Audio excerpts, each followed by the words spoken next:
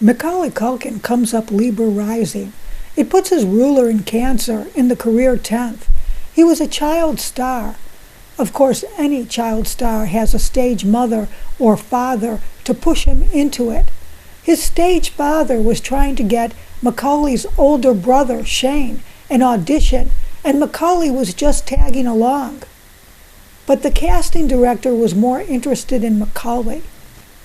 Starting with his firstborn son, Shane. Shane was supposed to be the actor/dancer that his father never was, so they just kind of brought Macaulay along with them to ballet classes, theater, and movie auditions. Max says that he was an afterthought. His brother Kieran also felt the same way. My parents were running a little theater, the Light Opera of Manhattan, and whenever a production needed a kid, they were like, "What age and what gender? We've got 7 of them right over here." Kieran felt that they were often used as onstage props. But to his father's surprise, Macaulay was a superior dancer, and producers were much more interested in him than Shane.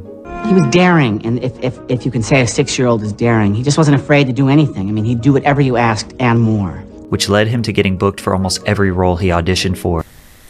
Multiple choice. See if you can answer this question. Macaulay Culkin got discovered by a casting director because Macaulay A. had good acting skills, B. had good dancing skills, C. was a stunningly good-looking child. If you said A, you would be wrong.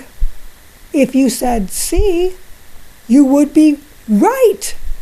I don't care what the narrator said. We have to use our critical thinking skills here. When the casting director saw Macaulay, he was thinking, you ought to be in pictures. As a 9-year-old boy, how good an actor can you be? So he had a beautiful face, he had a great sense of comedy, and he had a great teacher in Chris also.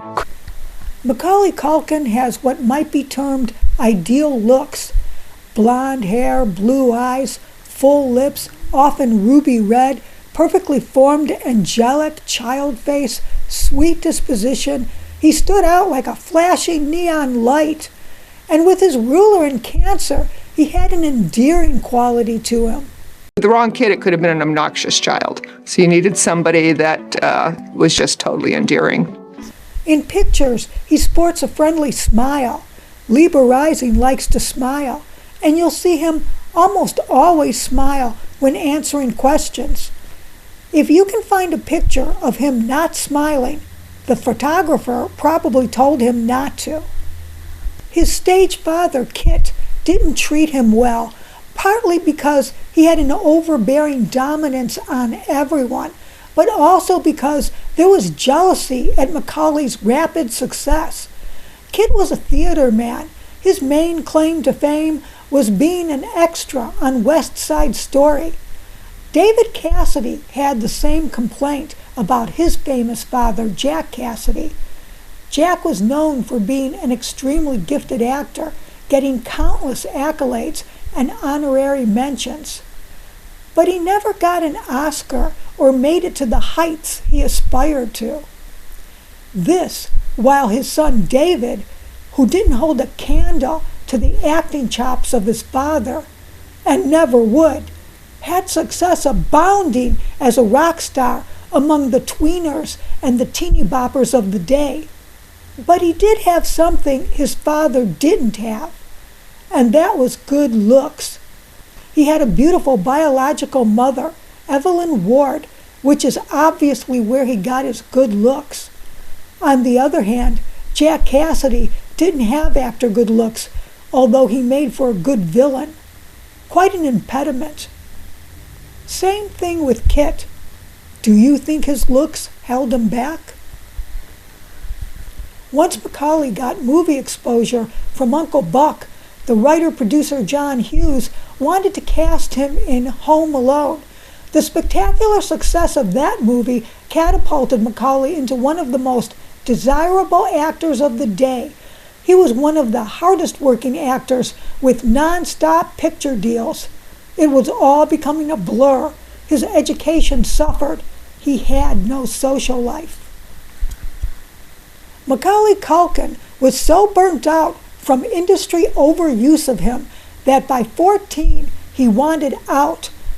It is at this point he went to high school to capture some semblance of a normal life. He went to high school not for an education, but to make friends. He went to professional children's school, or what I like to dub as Hollywood High, specially designed for child actors. Actually, this one was located in New York. Television child actors are enlisted in Hollywood High.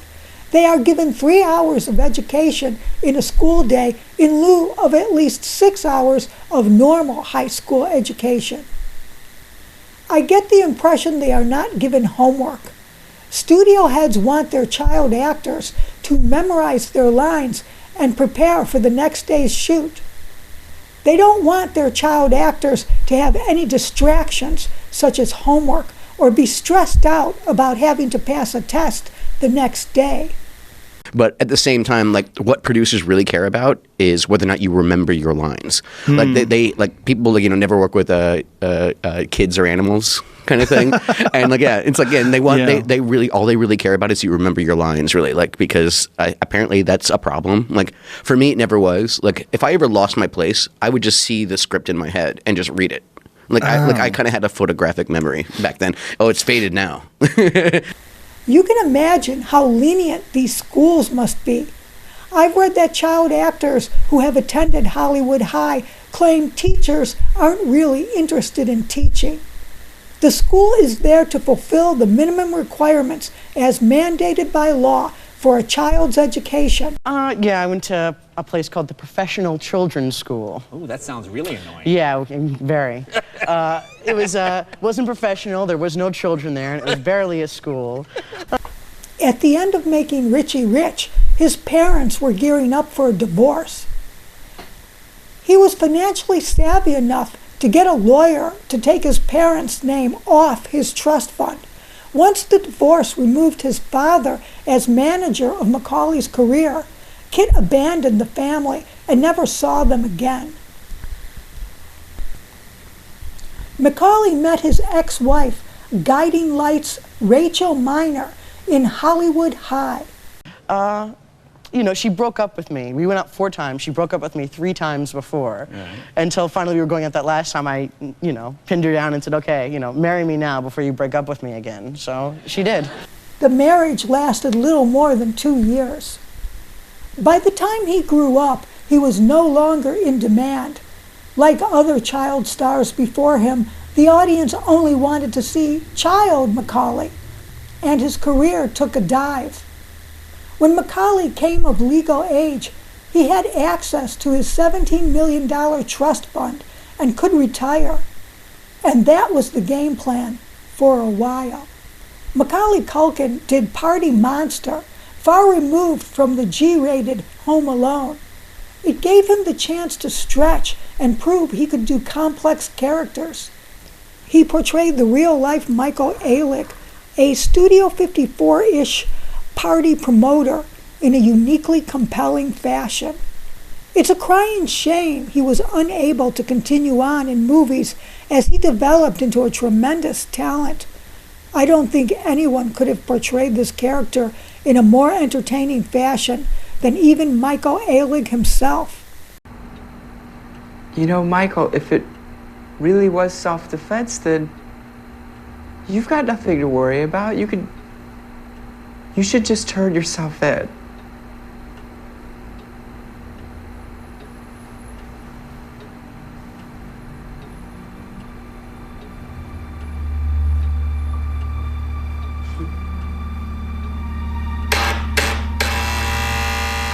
Oh, I gotta go. Michael, Peter was like a father to you. He gave you everything. How can you just rat him out? Oh, James, I'm getting away with murder, and you're just jealous. This is the kind of character sequels are made of. The movie was unable to take in what it cost to produce it. After the end of his marriage, he started seeing Mila Kunis. They had a secretive relationship for about 9 years. Allegedly, Macaulay attempted to propose to Mila multiple times, in which she always said no. Why was this relationship kept such a secret? By this time, Macaulay must be getting something of an inferiority complex, with 2 major relationships being broken by his significant others, especially when he's the one who's a millionaire. Then there was the relationship with singer-actor Jordan Lane Price. By the way, Macaulay dated for several years a member of his band, Jordan Lane Price. There were rumors about an imminent wedding, but they separated in 2017. In 2017, Macaulay Culkin met Brenda Song, a Disney Channel star, on Seth Green's Changeland. Macaulay was fearful this was going to be yet another relationship that would fail, but Brenda hung in there. No matter how good of a start they had, Macaulay was sure their bond would lead to heartbreak, as he simply couldn't shake the feeling that it was too good to be true. In fact, he was convinced that sooner or later the other shoe would drop. And it's always gonna drop. Something bad's gonna happen. Someone's gonna die. But love sometimes requires a leap of faith, and taking a chance on happiness can pay off. In April 2021, they welcomed their first baby boy, Dakota. In early 2022, they got engaged. At the beginning of 2022, it became known that the lovers were going to get married. And now, the wedding planning is in full force. Song even launched the wedding collection with Amazon Handmade, inspired by these preparations. Later that year, their second child, Carson, was born. 2 babies, and they're still not married.